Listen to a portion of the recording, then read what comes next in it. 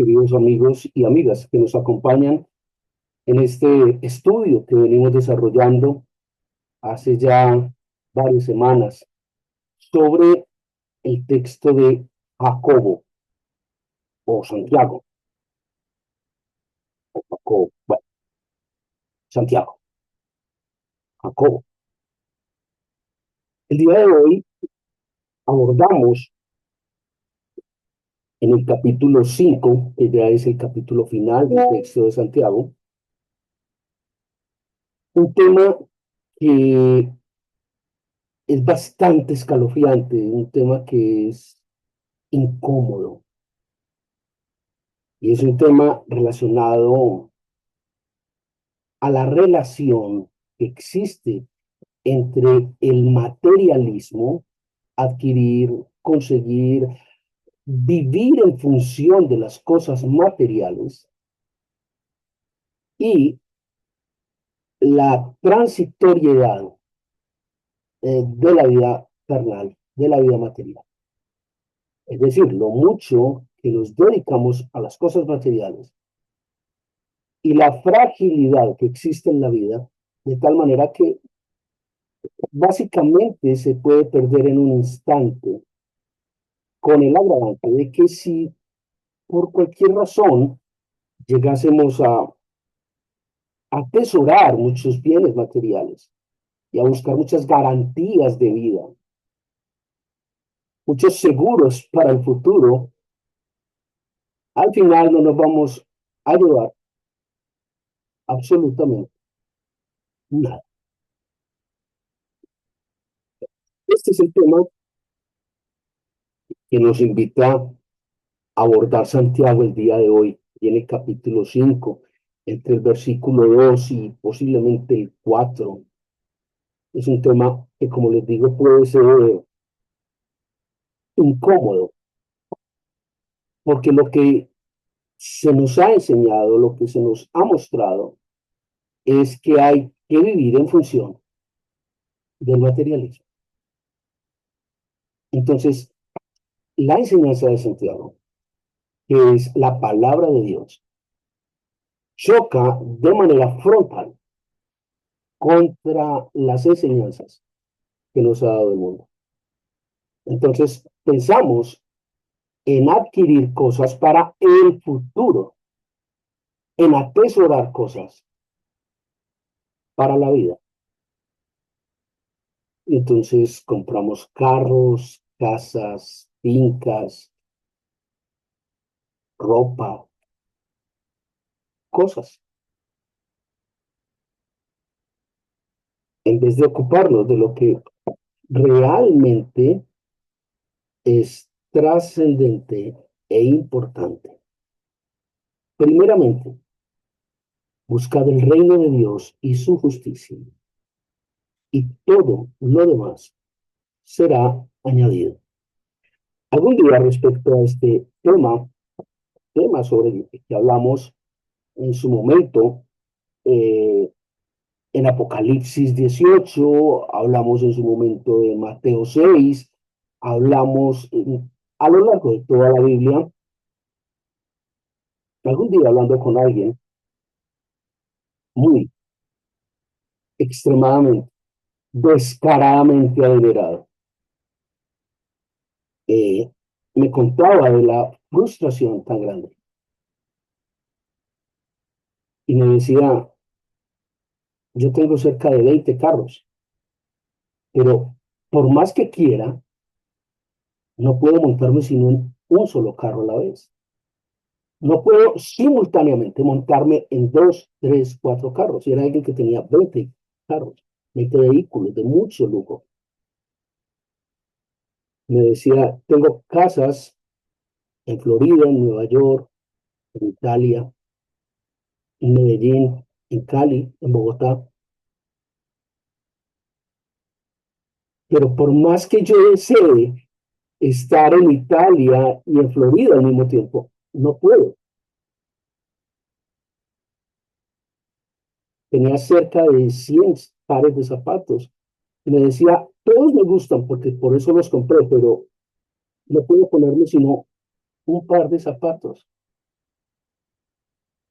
y la vida se le estaba volviendo cuadritos a esta persona, la vida se le estaba arruinando por la frustración que representaba para él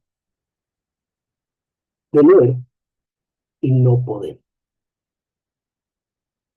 Hay quienes podemos y no tenemos, gloria a Dios.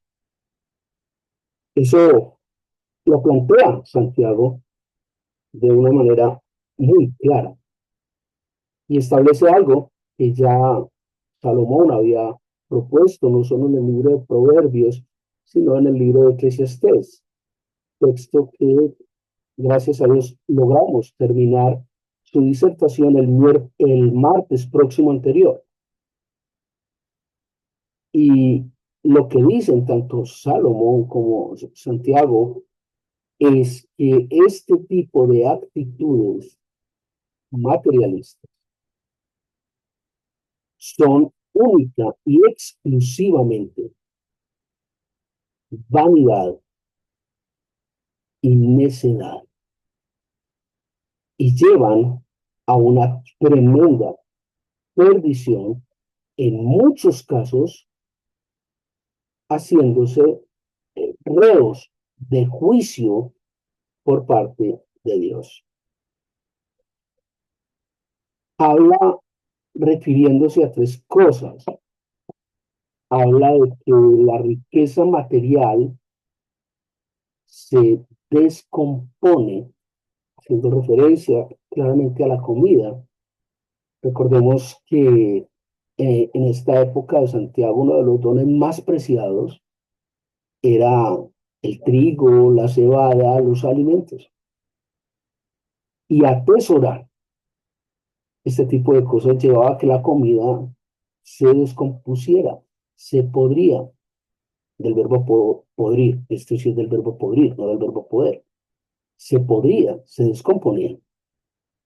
Sin embargo, tener grandes reservorios de alimento era signo de riqueza. Recordemos dos figuras que aparecen allí en la Biblia para ilustrar este caso. Uno de ellos es el del rico que dijo, ya no tengo en qué gastarme dinero, haré unos nuevos graneros y llenaré esos graneros para el futuro. Y que esa misma noche se le apareció Dios en sueños y le dijo, necio, hoy mismo tu alma será reclamada. El otro lo vemos allí en el libro del Éxodo, cuando se estaba haciendo la travesía a través del desierto durante 40 años por parte de Moisés. Cuando Dios le provee alimento a través del maná del cielo, elemento que está en el arca de la alianza, con la vara de Aarón y las tablas de la ley.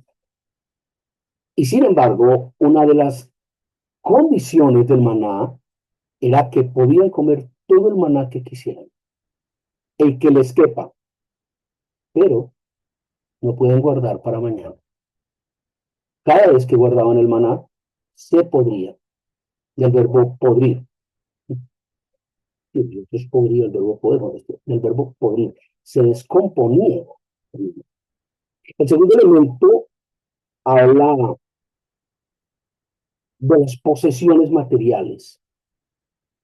El primero hablaba de la riqueza material que representaba el alimento.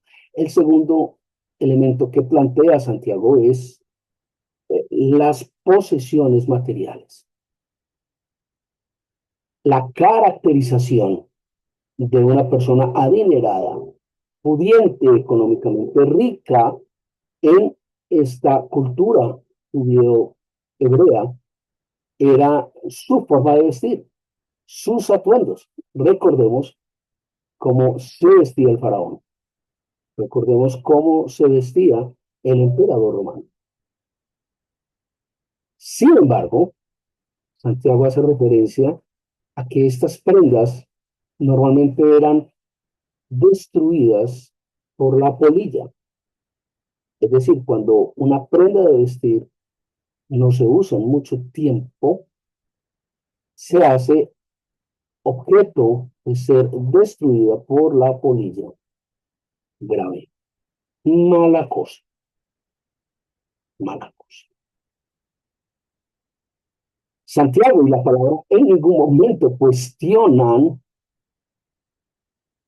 el tener muchas cosas. De hecho, Job tenía de todo, lo perdió y Dios le dio mucho más de lo que tenía. David llegó a tener todo un reino. Hay muchas personas que tuvieron muchas cosas. La Biblia no está en desacuerdo con esto. Con lo que está en desacuerdo la Biblia es en atesorar cosas ignorando la necesidad de los demás. Eso es lo que cuestiona la Biblia. El problema no es tener cosas, el problema es atesorar cosas para sí, ignorando la necesidad de los demás. Ahí, cuando yo me dedico a atesorar con avaricia, y mata al hombre. El tercer elemento es la opulencia de las cosas. Recordemos, el primero es la riqueza material referida al alimento que se pudre. El segundo es las posesiones materiales que son producto de alimento para la polilla. Y el tercero, que son la opulencia, vemos las joyas, las alhajas que portaban las personas muy adineradas de Judea, de los hebreos, de Egipto, de Salónica, etcétera, etcétera. Y Santiago dice, este tipo de opulencia se la corroe el óxido, se descompone porque se oxidan, se descompone químicamente para oxidarse. Luego, ninguna de estas tres cosas vale la pena.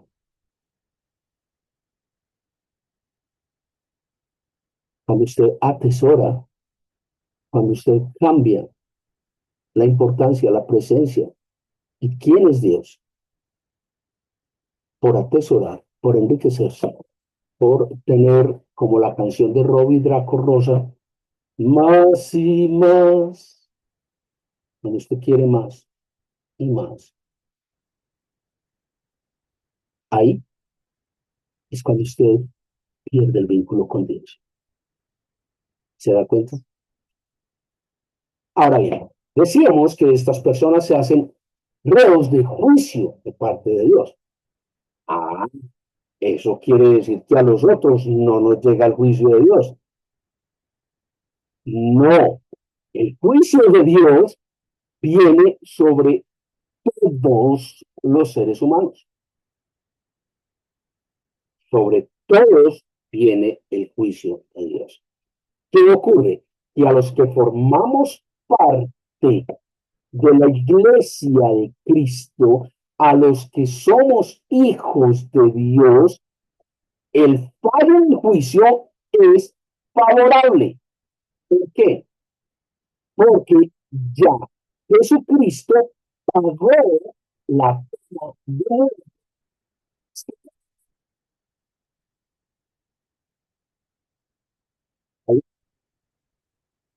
a los que se dedicaron a atesorar con avaricia y a guardar para sí, son culpables. A los que prefirieron las riquezas y su codicia por encima de Cristo, ya están condenados. ¿Ven lo que dice la Biblia? Esto es tremendamente fuerte.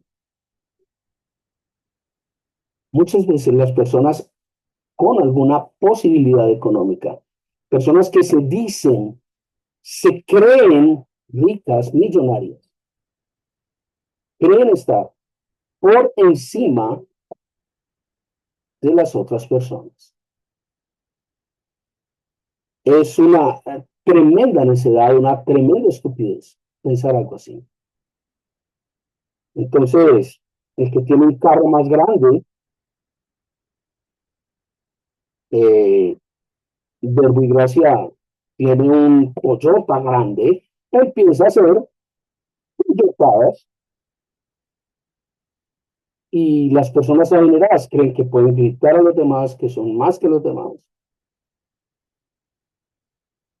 Tienen la estúpida respuesta de que el problema no es plata, plata hay. Pero están tan aferrados a su dinero, a su plata, que cuando se les toca el bolsillo de alguna manera, por insignificante que sea, entran en conflicto consigo mismos. Todo es dinero. Y recuerden lo que Santiago nos ha enseñado. Y Pablo también. Todo es Jesucristo. Pablo, de hecho, utiliza una figura que es muy brusca.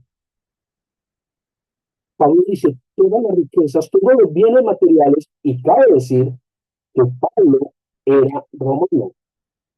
Y eso le ayudó en muchas ocasiones. Recordemos allá en Hechos de los Apóstoles 16, cuando sale de la cárcel, simplemente por esa frase, Romanus est. Era un tipo adinerado. Pablo era un tipo adinerado. Y mira lo que dice Pablo, todas las riquezas, todas las cosas, los bienes que tengo, los estimo por basura.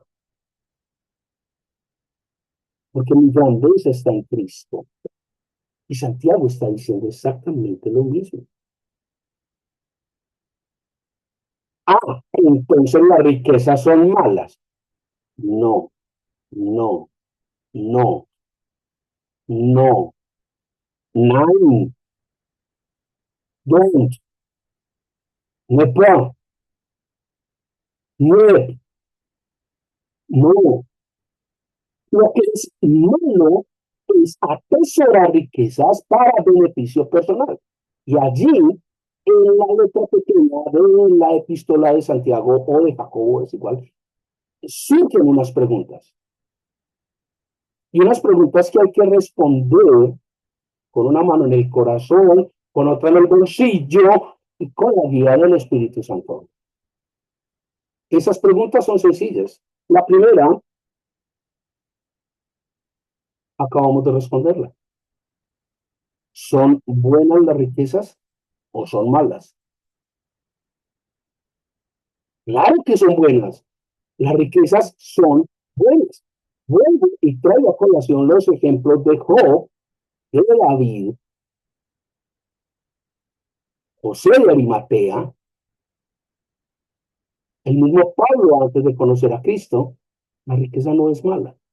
Lo que es malo es el amor a la riqueza y darle a la riqueza y a las posesiones el primer lugar, colocando a Dios como un accesorio de la vida. Eso es lo que es malo. Segunda pregunta, ¿cómo obtuvimos nuestra riqueza? Nuestra riqueza proviene de andar tumbando a todo el mundo, de andar engañando a todo el mundo, de andar pagando salarios injustos, de andar explotando a las personas que trabajan con y para nosotros, de hacer negocios que perjudican a otro, de pagar sobornos en una alcaldía o en una gobernación, o en una entidad, voy a omitir nombres, de andar aportando a la corrupción, o mi riqueza viene, como dice el libro de Eclesiastés, de disfrutar y de deleitarme en mi trabajo, haciendo las cosas, como dice Pablo, como para el Señor. ¿De dónde provienen tus riquezas? Y aquí hay un punto que es particularmente delicado en nuestra cultura y nuestra idiosincrasia antioqueña. Yo recuerdo cuando alguien tenía dinero en mi infancia, lo que decía mi mamá era, no, es que ese es un negociante. Negociante no, lo que es un ladrón, un tumbador. Usted obtuvo su riqueza aprovechando, explotando, exprimiendo el trabajo de otros.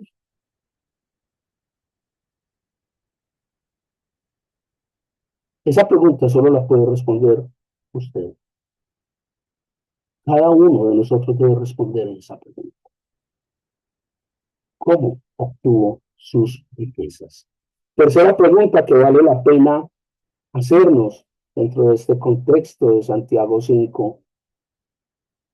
Listo, ya respondió. ¿De dónde vienen sus riquezas? Ya sabe que las riquezas son buenas. La tercera pregunta es, ¿qué hace con sus riquezas? Las utiliza para su deleite, su disfrute y el de los demás, o la utiliza, como dicen los banqueros, para producir más riqueza propia. Le estamos poniendo, la utiliza para qué. ¿Para qué destina usted sus riquezas? Para que quienes trabajan con usted puedan tener unos beneficios económicos.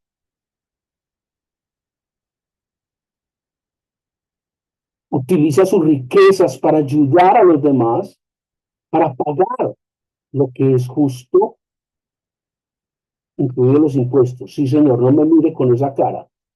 Es que porque son corruptos, que no me sí, el que tendrá que rendir cuentas por lo que hizo es él. Mi deber, bíblicamente, es dar al César lo que es del César. Lo que pase de ahí para allá, otro tendrá que responder por él, no yo. Robar es un pecado, está en el decálogo. Cuando usted elude, evade o no paga impuestos, usted está robando al Estado. Es que el Estado es muy correcto. Ese no es problema suyo, él rendirá cuentas. Llámese Gustavo Petro, llámese Álvaro Uribe Vélez, llámese Santos, llámese como lo quiera llamar. Donald Trump, llámelo como quiera. Él tendrá que rendir cuentas. Eso no es problema suyo. Usted no es juez para estar generando sentencia sobre los demás. Tercera pregunta, ¿qué hace usted con su riqueza? Pregunta número 4.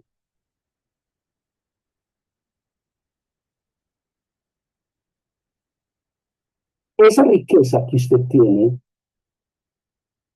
es su fuente de sustento, de manutención, de bienestar para usted y los suyos, o esa riqueza es su esperanza, su acción, su fortaleza.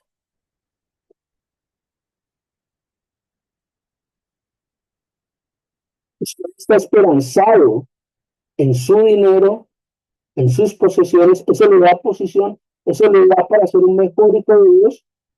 La Biblia dice que no, no yo, la Biblia dice que no. Usted está esperanzado en hacer ese gran negocio,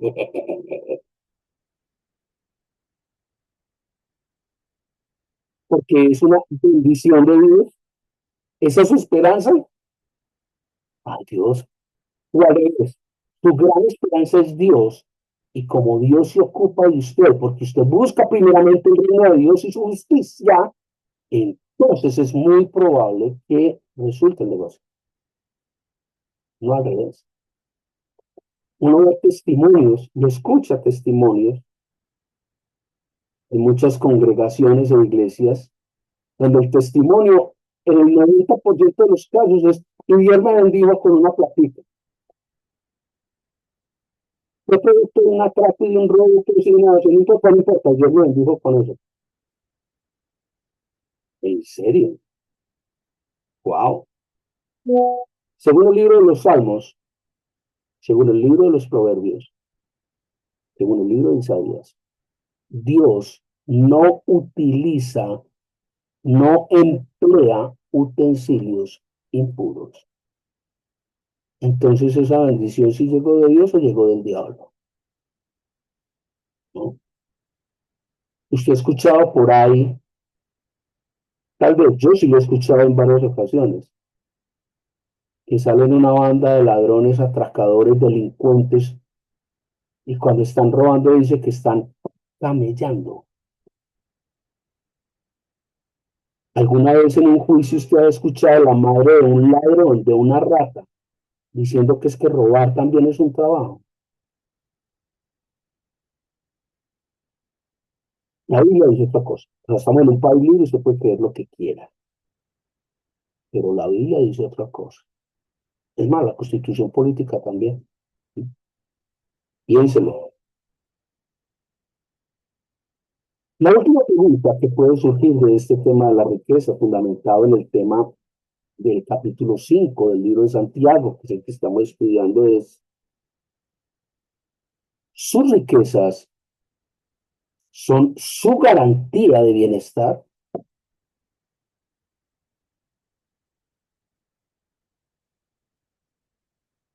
Eso solo lo puede responder usted. ¿Usted es de los que se angustia cuando le está faltando dinero? ¿Así? Qué poca fe. No estoy diciendo que se haga el paregallina cuando falte la plata. Yo no le estoy diciendo eso.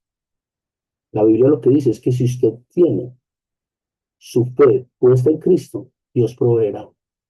¿Cómo? ¿Cuándo y de qué manera? NPI. No poseo información. Ese problema es de Dios, no es mío.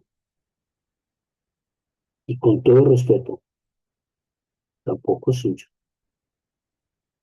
Aprenda a dejarle a Dios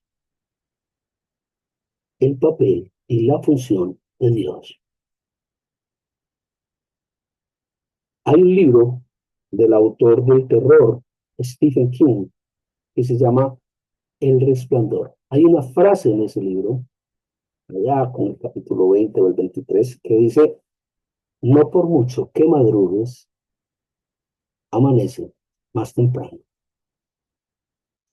Usted debe ser diligente haciendo lo que puede hacer y Dios hará el resto. En otras palabras, usted pone 2 peces, 5 panes y Dios le da 5.000 peces y 5.000 panes. Y le dará de tal manera que le sobrará para recoger hasta 12 canastas.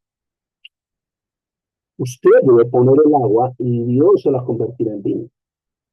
Usted debe tocar el manto y su salud será restituida. De manera que la propuesta bíblica no es siéntese a esperar a que Dios haga. Eso no va a pasar. Porque una vez le digo, eso no va a ocurrir. Usted debe ser diligente. Dios, dame un trabajo, pero me levanto todos los días a las 11 de la mañana a mirar el celular hasta las 4 de la tarde. Pues convénzase, ese trabajo no le va a llegar.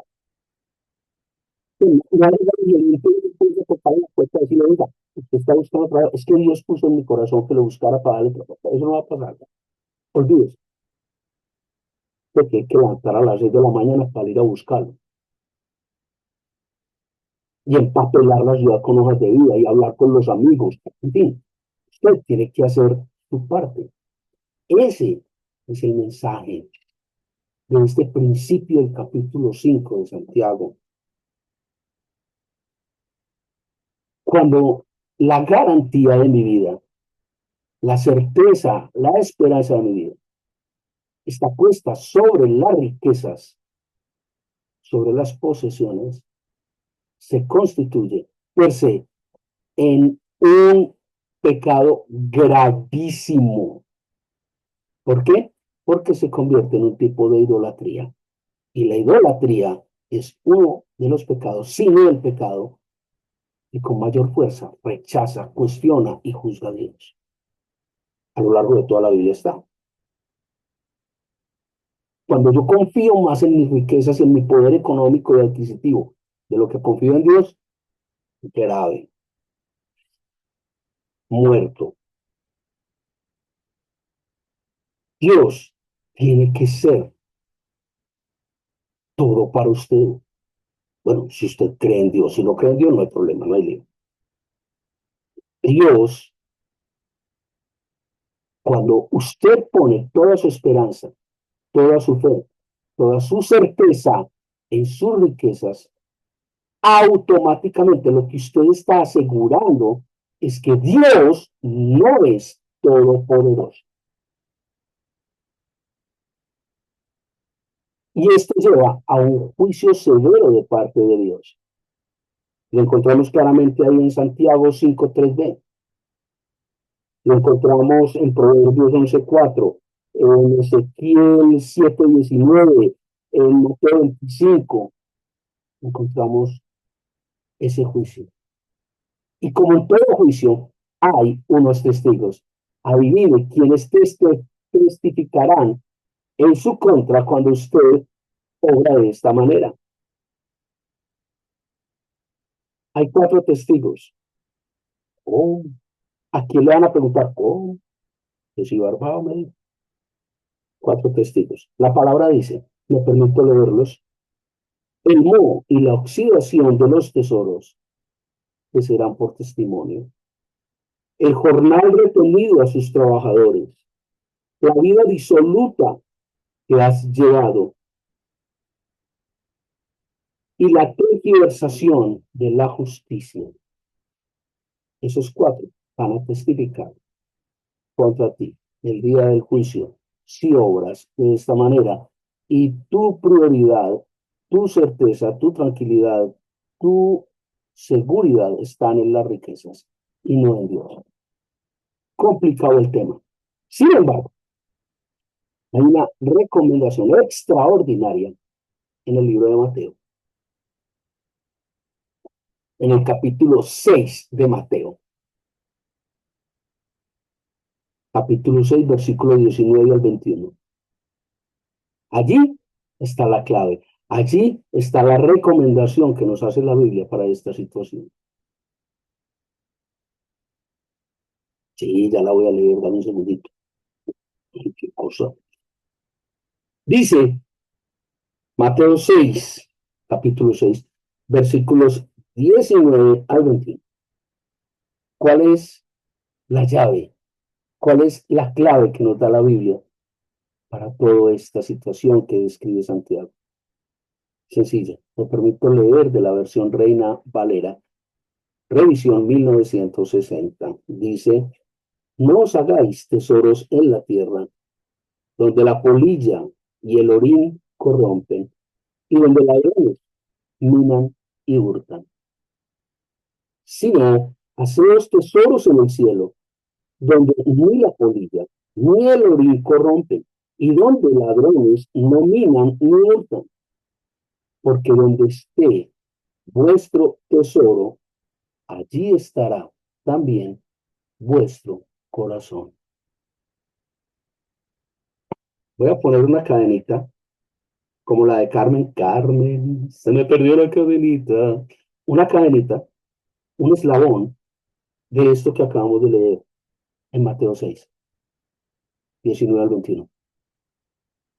Mire cómo termina Mateo 6, versículo 21. Dice, porque donde está vuestro corazón, allí estará también donde está vuestro tesoro, allí estará también vuestro corazón.